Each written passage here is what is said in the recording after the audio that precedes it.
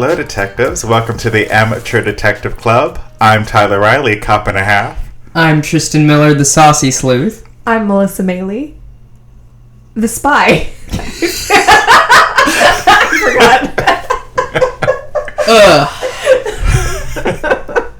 forgot. Today's show is brought to you by Audible.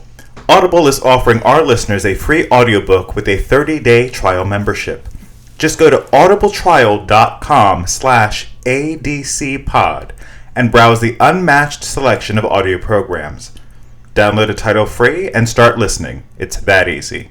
Go to audibletrial.com/ADCpod.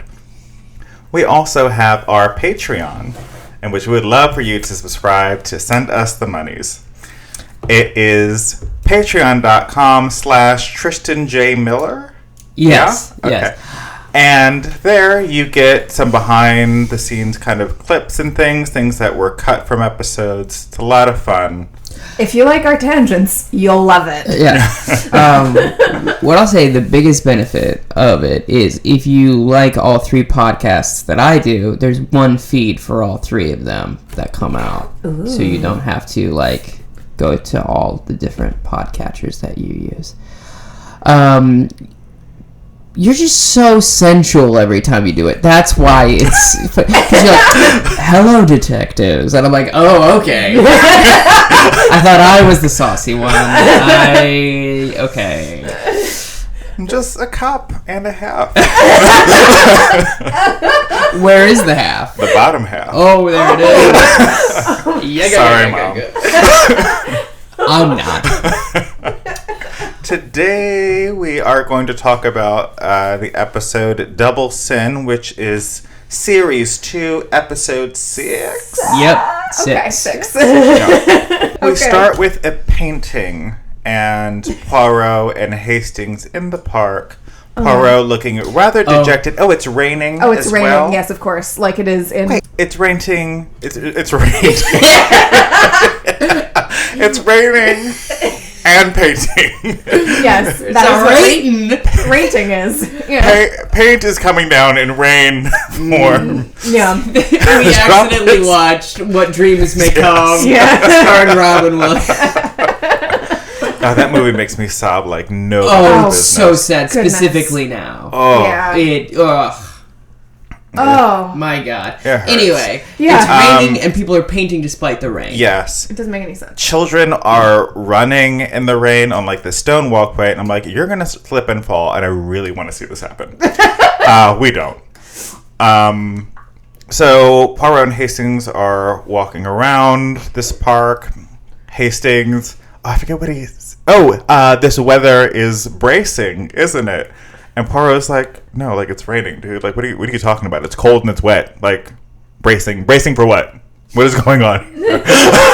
I don't understand. And then we find, he has decided he's going to retire. Yeah. Already. 2 seasons in and he's done. Yeah. And that's the end of the episode. Yep. What happens He says... next? He says to Hastings... Hastings, you have been very sad. I'm going to bring you to get better up in a vacation. Yeah. Which, by the way, going to the seaside in England is not going to be chipper. It's still dreary. Excuse you, sir. Thank you. It could be very nice. I've been to a beach in the Britain. Technically Europe, I guess, because Ireland's part of Europe. Part of it is, half of it is. You gonna bring Ireland and England up in the same conversation? That's what's out in the streets right now? That's what we're doing? Well, listen, I won't do that. I'm aware of the situation, tense borders and all that. Yeah, anyway. So anyway, a beach could conceptually be nice in England, but here's the thing, the beach they go to isn't. It's all rocky and whatnot. It's still nice. Clear sea air. It's not in the city. Yeah. I'm someone who goes to the beach with shoes on because I don't like sand. So it's this is a perfect. This is the perfect beach for me. Let's go to the beach. Nicki Minaj. So yeah, they.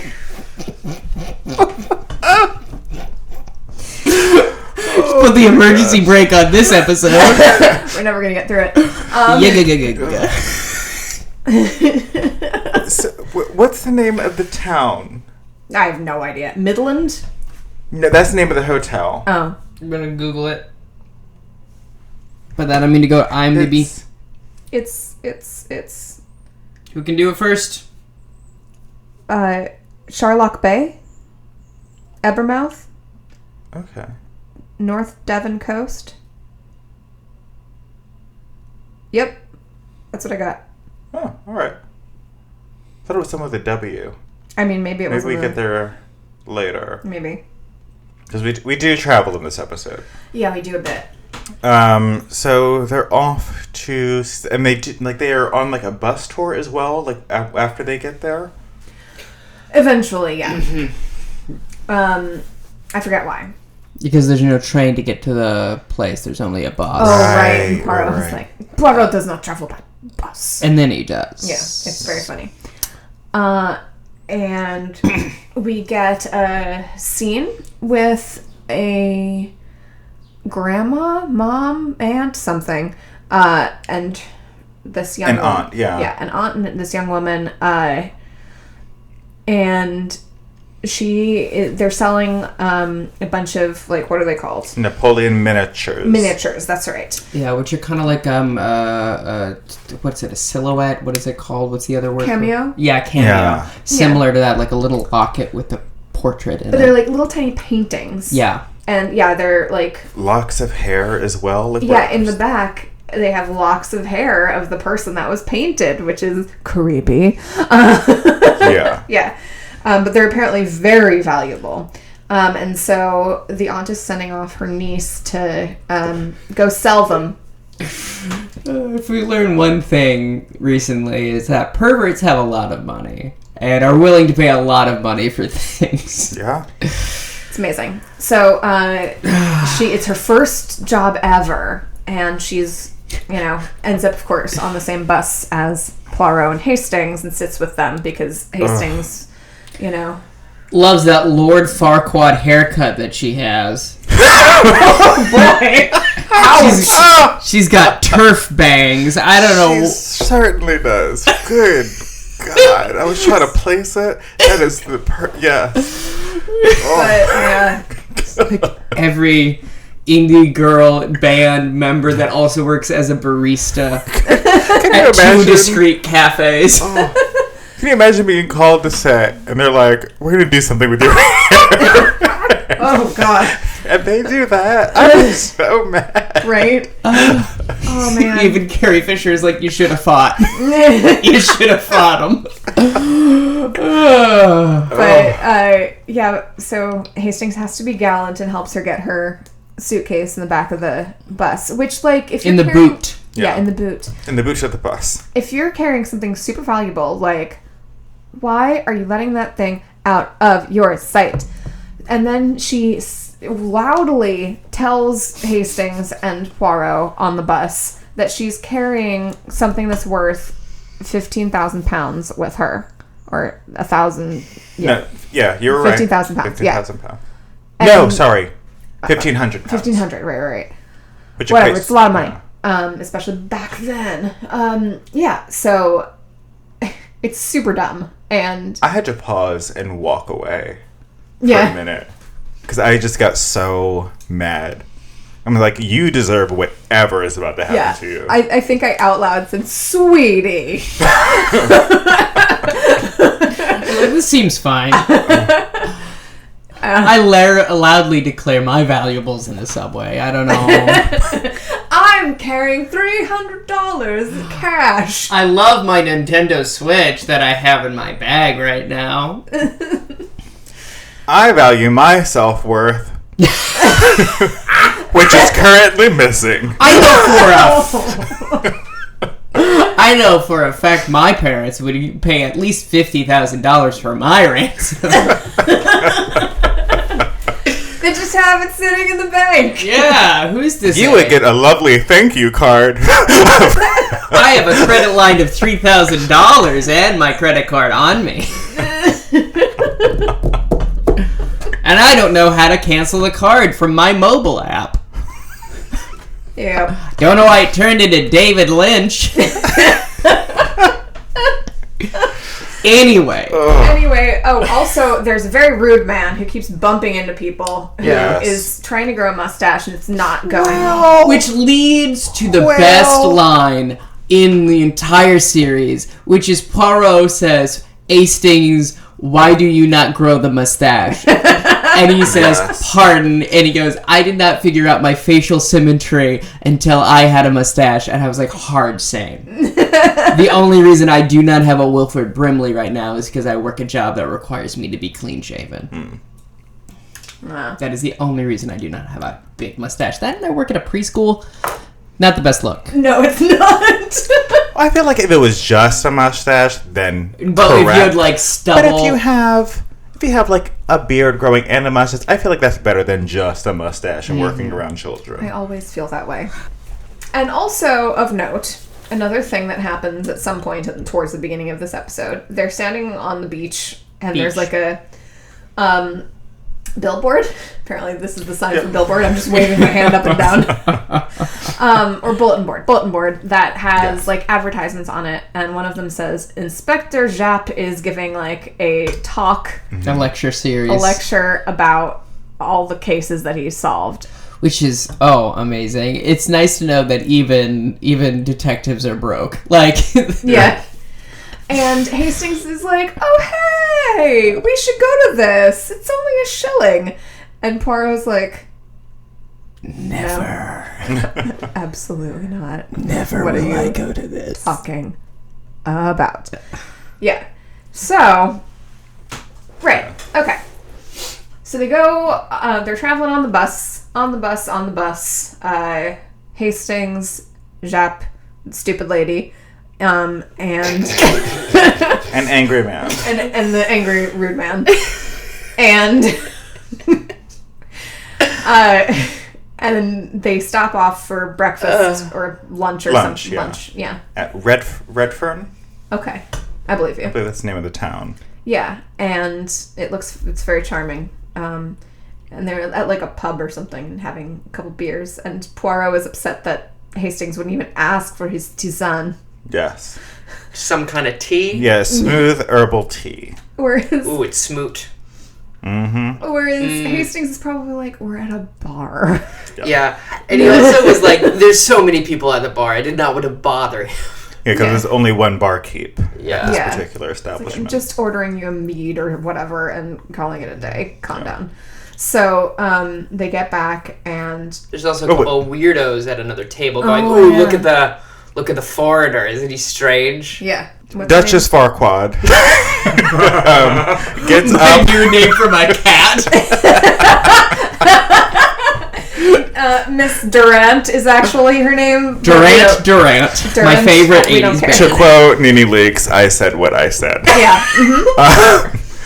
She gets up and like goes to the bus for something. I forget what caused her like to get up. Oh, yeah. And like, no, she saw somebody moving like around like the boot of the bus. And she like goes to him, like kind of investigate it, like look out, and then comes back and like, oh no, it's somebody else grabbing their bag. Everything's fine. And it happened to be Grumpy Gentleman. Yes. That was Is what he says.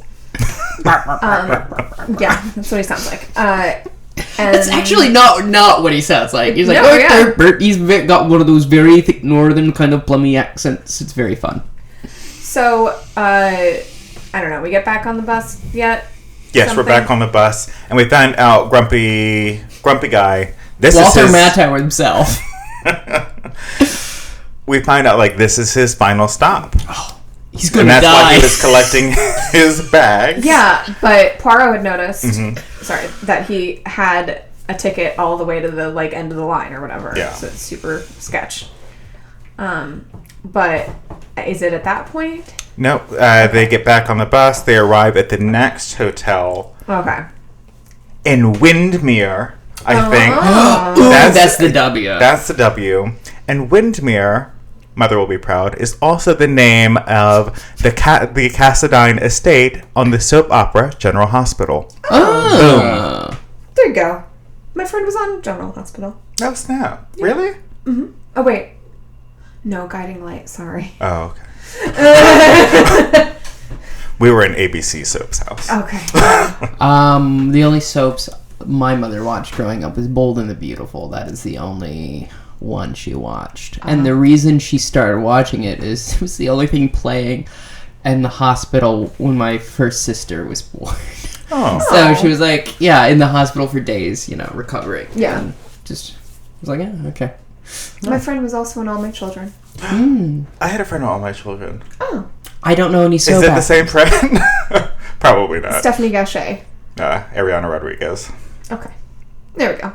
Asked and answered. Yeah. So they arrive at the next hotel in Windmere, and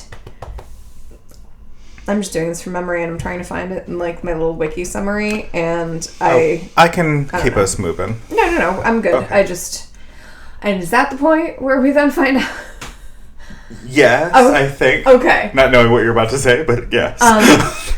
You do this thing that fairly often, and I'm like, number one, don't know. Number two, just it's okay. Yeah, You but can I sleep. feel like we're on the same wavelength. Probably. Yeah. Every time the guess is correct, but I'm always like, I don't know. Read my mind, why don't you? But I'm looking meaningfully at you guys. She raises a good point. You know. That is true. She does. She does do that. She comes in to Hastings and says, "It's so terrible. The worst possible thing in the world has happened. My miniatures have been stolen." And they're both like, really? Yeah. Wow. Well, not even. Because she goes to Hastings specifically. Oh, Because right. Poirot is retired. He is retired. Right. So, yeah. Yeah. So we start this whole investigation with just Hastings because... Very charming again. A Oh, lot of so the last two episodes have a lot of Hastings in it, doing investigation stuff. Yeah. It's very fun. Yeah. And simultaneously we get like a shot of Grumpy Guy with a blonde lady who had been disguised as a dude. Mm-hmm. And they're very romantic and stuff. Mm-hmm. And like clearly they're running away doing something. Great. So we're investigating, and Hastings gets the local police involved, I think. okay, Yeah, with the plummiest of accents. Yeah. Beautiful. Love it so much. Almost Keystone Cop-esque. Very fun. Very Tintin. The only Keystone I know is Light. yeah.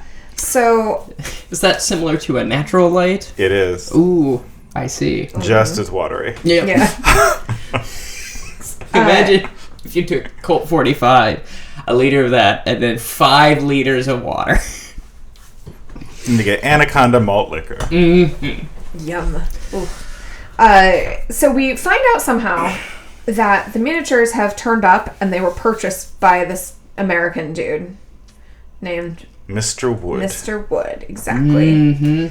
Who is actually American. He's from Chicago. I looked it up. That makes sense. Yeah. His accent was very good. Yeah. Who would have thought? Ooh. Oh, so the police get there and are like, okay, yep, these are the miniatures, great. All right, we'll be taking those. He's like, what you doing? I paid $7,000 for them. Yeah. And they're like, well, That's- it's up to the oops. courts to decide. I don't know what to tell you because it's stolen property. So, Also, you're readily admitting that you're you spent 7,000 American dollars on some old white dude's hair. yep. And that's a whole other situation. Perverts abound. I mean, not that he, I'm sure, the fact that these people were white had nothing to do with him paying the amount of money for hair that he did. No. I'm sure it was just, yeah. It's art or something.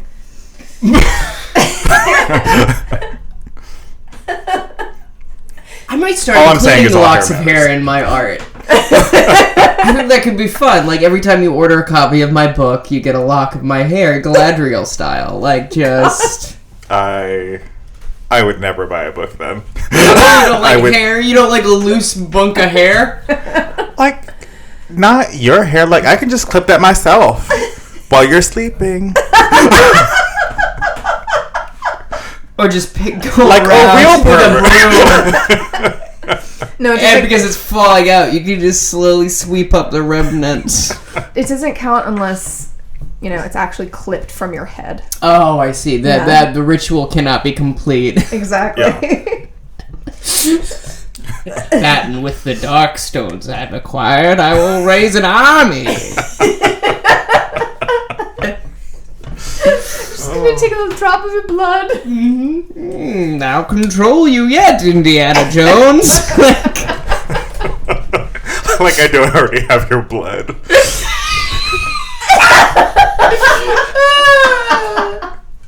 I am positive you do. I knew that. So what happens next? I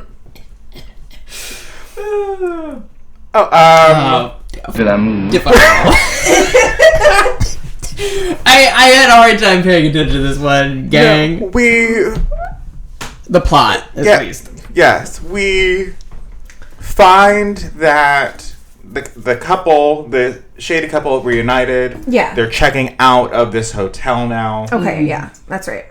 Because Hastings, like, from jump, like, just wants the easy catch. So he just automatically assumes it's this shady dude. And, Of course. Tries to track down where he is. So they start making their way to the hotel with the police officers.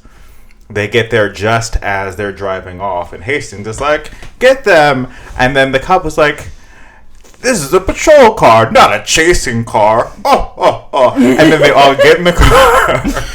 And we proceed to have another one of our favorite things, a very slow car chase. It's so good. I love it so much. And I do believe it's the same road as last time. Oh, probably. Yeah. They have like Without 2 locations locked down. Like every time there's a hotel lobby, it's the same lobby. I love it. Yeah, it's great. And then, they're chasing him, and then a tractor gets in their way. The couple run into like this massive hay pile. Yeah. A with the haystack, car. if you will. Yeah, to avoid like.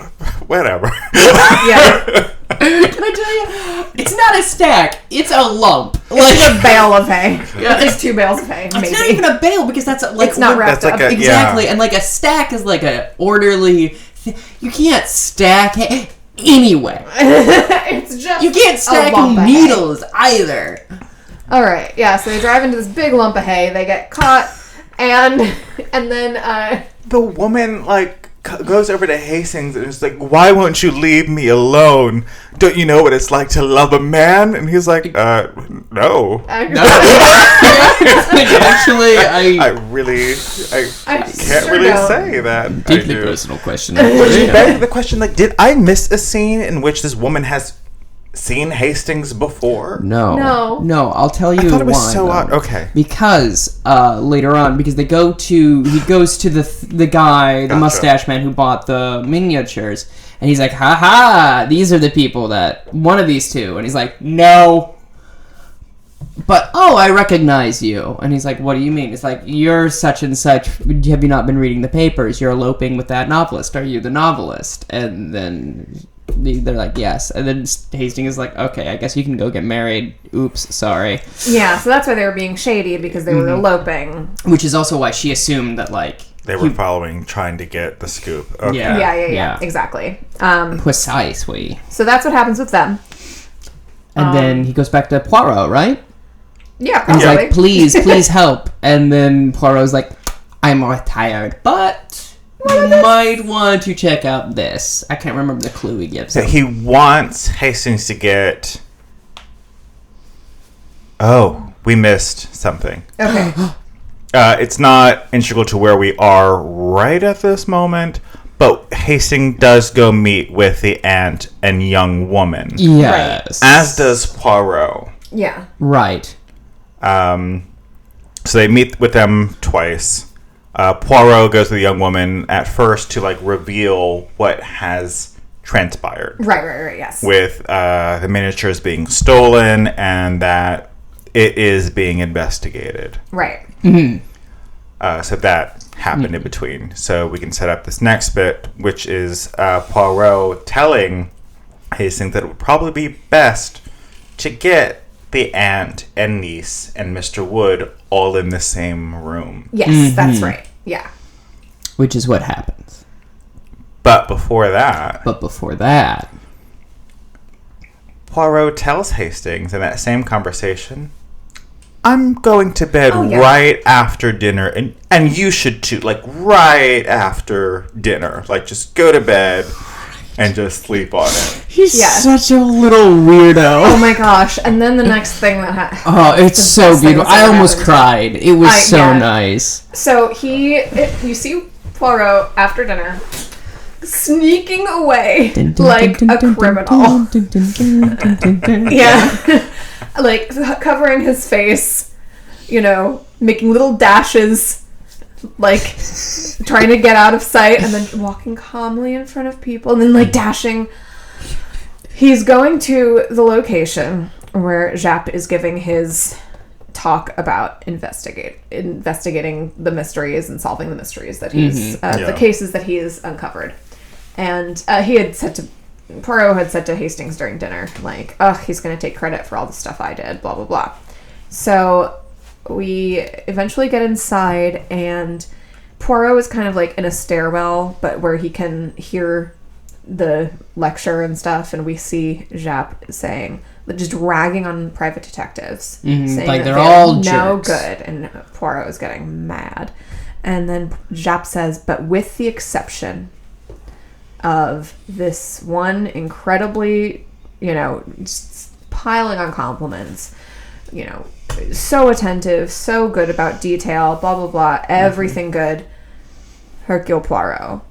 And you see his face just light up. It's some very good acting. Yeah. He looks like he is like about to cry, but not quite. Yeah. And it's just very good acting. It is so heartwarming and so genuine.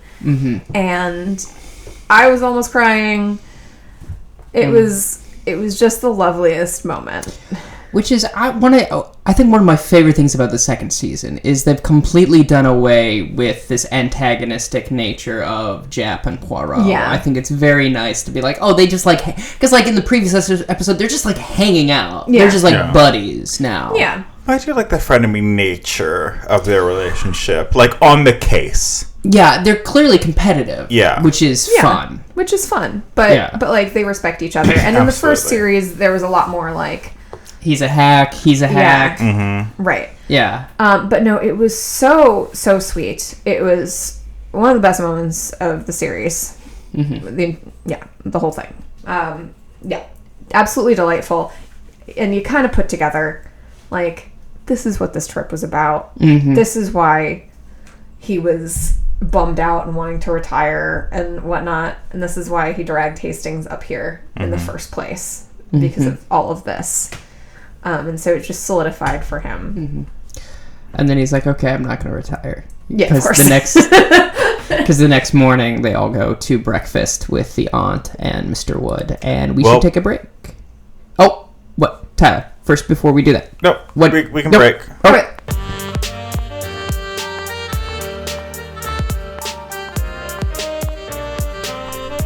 Hello, everybody. This is Tristan Miller, the Saucy Sleuth, coming at you live from my home.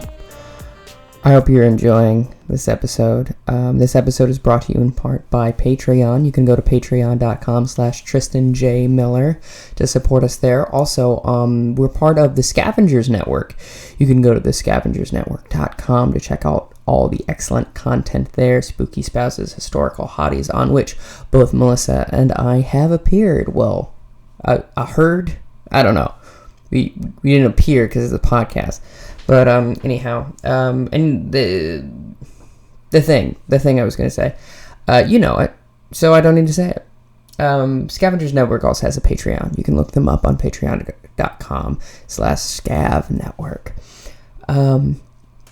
Also, please do go to that Audible trial link. It directly benefits the show. And I know that like every podcast does it, but if you could drop a review, share it around if you like the show, it really does help with the numbers and with getting seen. And we're trying to make some headway here. So support your local podcasts. That's nothing. But you know what is something? The rest of this episode. So here we go. Dang. And we're back. We're back. I wasn't ready. That's a very funny concept. I enjoy that very much. You got me. So,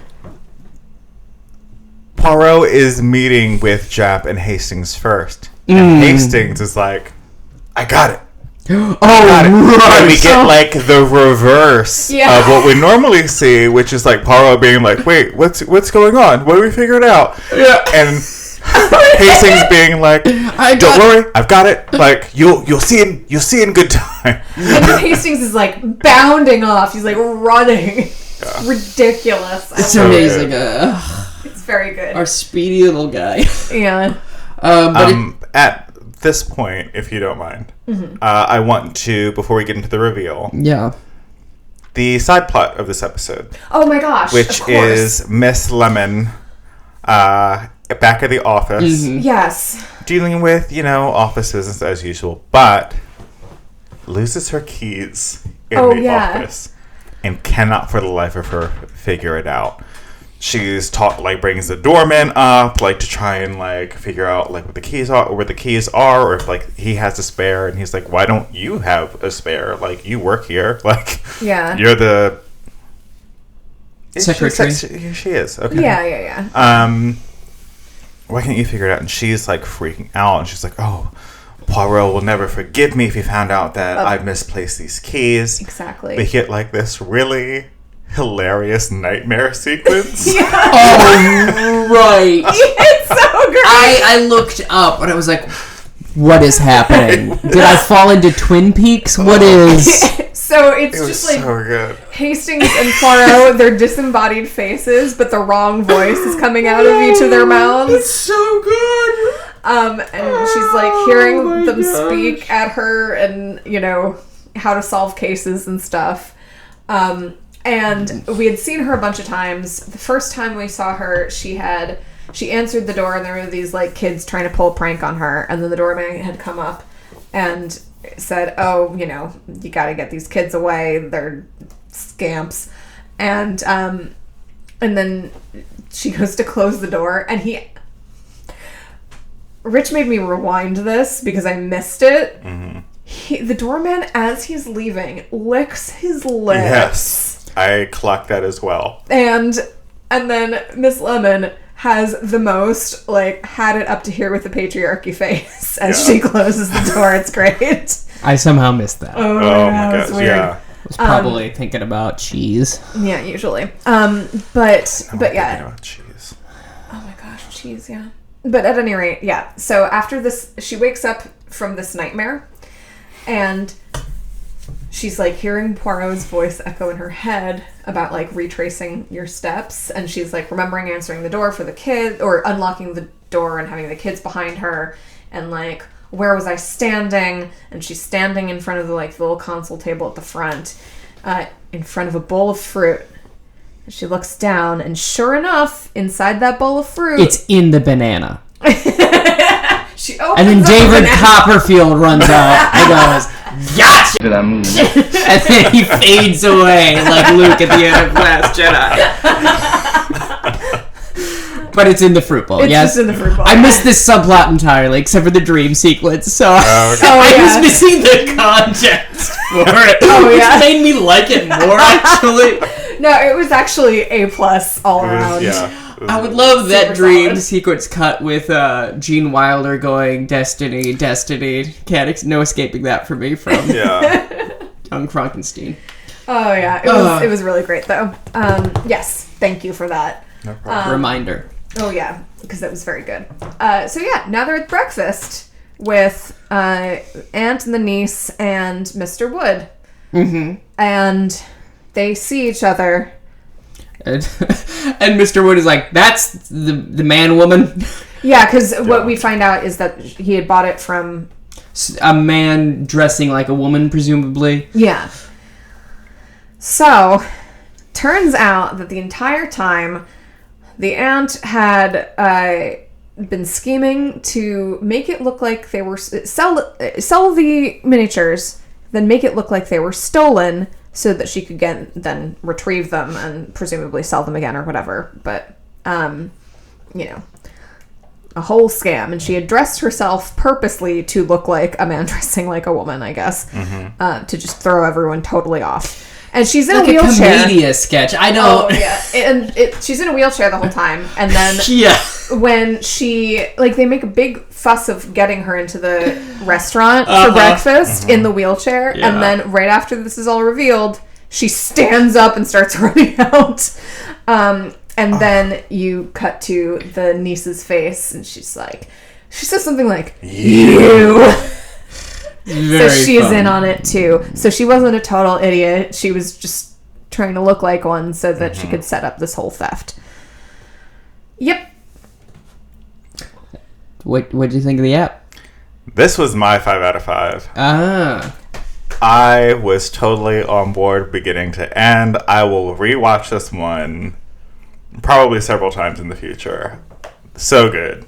So fun. And I loved, we also, the 2 cops that Hastings ended up working with. So fun. They're so delightful. They're very and sweet. so funny. I was like, I want a spinoff of just them in this town. They were, it was so good. Mm-hmm. But yeah, I love mystery. I mean, I did figure it out quite early on. But I also, didn't care that, I already knew. Mm-hmm. It was just so... The journey was just so wonderful. 5 out of 5. Loved the heck out of this episode. So good. Yeah, I'd say 4.5. It's just coming these 2 batched together specifically. It's they're very strong, and I think once again exactly what the show is. Exactly what the show is. Right. Have clearly gotten to the point where they're okay, it's this. Yeah. Which hopefully that will continue with the next couple episodes we watch. Yeah, fantastic episode. Really, just stellar acting. That one moment with Jap and Poirot is so beautiful, and that moment alone gets it above average. Yeah, for sure. And then also at the end, Poirot accidentally drops the flyer for Jap's tour of his one-man show. Oh yeah. And Hastings is like, this is the whole reason, and he's like, no, I came for the other the other thing on the other back of the bulletin there, and Poirot is like, how to speak French like a Frenchman. It's very good. Yeah, it's very nice, and it's very sweet. It's a very good episode. A+. Yeah, super good. Mm-hmm. Yeah, and the only reason it's not a 5 out of... I mean, it could be a 5 out of 5. It's just following the one that was my favorite of all time. Sure, I was like, this is also very good, but not... Actually, no, batched together, they're fine. 5 out of 5. I don't care. Live a little. Television show. And if I change my mind, I change my mind. Yeah, exactly. Because I was going to maybe give it 4 out of 5 because no one died, but then I'm like, no, you know what? I prefer when no one's died. I know you love murder. My favorite thing is in Macbeth how it's written out Murther. Martha. Macbeth. Absolutely terrible. Is that it? Anything add? Watch this episode. It's quite good. It's great. Even though the name is Double Sin for some reason. Yeah. That's not the TV show's fault. That's Agatha Christie's fault. What were you doing? I assume it it has to do with them eloping and the case. I don't know. Why do I have to think about it? Yeah, that's true. That's true. Good meeting. I now call this meeting of the Amateur Detective Club to a close. Good night. Gavel sound, I guess. Yeah, whatever. I don't know why I started to do the gavel. It doesn't make a damn bit of sense.